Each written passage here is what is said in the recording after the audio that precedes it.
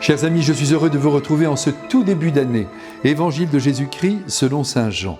Voici le témoignage de Jean le Baptiste quand les Juifs lui envoyèrent de Jérusalem des prêtres et des Lévites pour lui demander « Qui es-tu » Il ne refusa pas de répondre, il déclara ouvertement « Je ne suis pas le Christ ».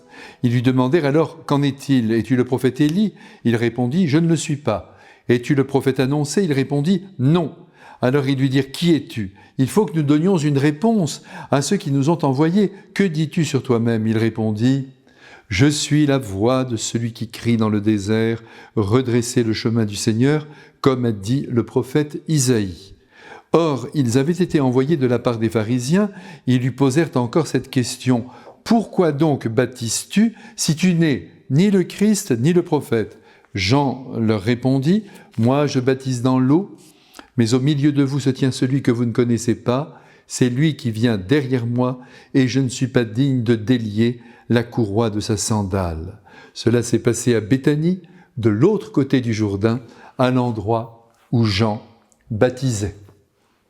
Mes frères bien-aimés, j'espère de tout cœur que vous avez bien commencé l'année et que vous avez songé à remercier le ciel pour toutes les grâces, tous les cadeaux que vous avez reçus durant l'année passée. On oublie toujours de dire merci, et oui, on est ainsi. On se projette toujours vers l'avenir et on ne savoure pas assez ce que nous avons vécu de beau, de grand et qui pourtant nous a comblés. Aujourd'hui, nous sommes avec Jean-Baptiste, ce jeune garçon impétueux qui a épousé sa mission avec une ardeur qui fait de lui, si l'on en croit le Christ, et il est toujours bon de le croire, le plus grand des enfants des hommes. Mais quel compliment! Regardons-le d'ailleurs à l'œuvre, alors qu'il se confronte avec ses rabbis, enfermés dans leur certitude, ne cherchant pas à découvrir la vérité. Que voulez-vous, devant l'engouement que Jean-Baptiste suscite, le pouvoir religieux a peur de perdre son ascendant sur les foules. Alors il questionne, il harcèle, et toujours bienveillant, Jean-Baptiste répond en annonçant l'essentiel. Et cet essentiel, le voici, « Je ne suis pas le Christ ». Alors tu es un prophète ? Pas même, dit-il, pas même. Voyez, Jean-Baptiste ne se prend pas au sérieux. En effet, il n'a plus d'identité, il n'est pas quelqu'un, il est une voix, il est la voix, c'est tout dire. Il parle, il exhorte, il annonce. Il est devenu en quelque sorte ses cordes vocales. Et en proclamant qu'il est la voix, il ajoute une remarque à double sens. Il dit qu'il est la voix qui crie dans le désert. Dans le désert de Judée, c'est entendu, mais aussi il prêche dans le désir des consciences, dans le désert des consciences. Au fond, il prêche dans le vide. On ne l'écoute pas. Et surtout pas ceux qui l'interrogent aujourd'hui. Ah, ils ont dû sentir la pointe qu'il leur lançait, car il est fin ce Jean-Baptiste.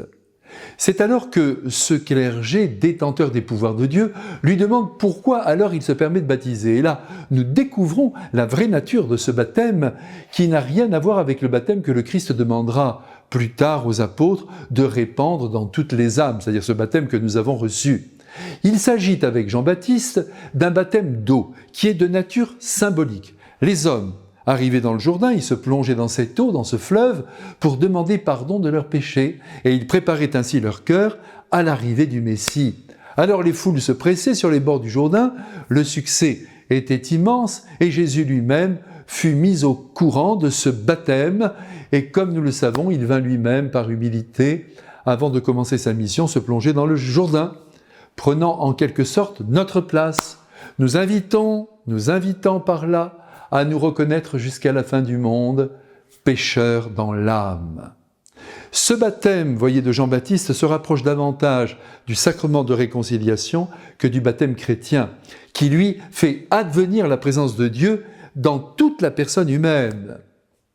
Désormais, nous ne sommes plus surplombés par Dieu, mais habités par lui. Il y a, au terme de ce passage évangélique, un dernier cadeau qui nous est fait. C'est la manifestation de l'humilité de Jean-Baptiste. Aussi, je dirais volontiers que tout ce récit baigne dans l'humilité. Je ne suis pas digne, dit-il, de défaire même la courroie de sa sandale. Autrement dit, je ne suis pas digne de me mettre à genoux devant le Christ et de le servir comme le dernier des domestiques. Eh bien, que cet évangile ne reste pas lettre morte, voilà ce qui est essentiel.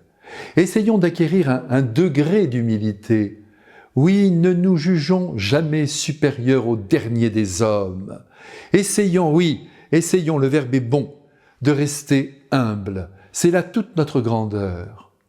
Que le Christ Jésus et son cousin nous bénissent maintenant du haut du ciel et nous gardent tout petits. Amen.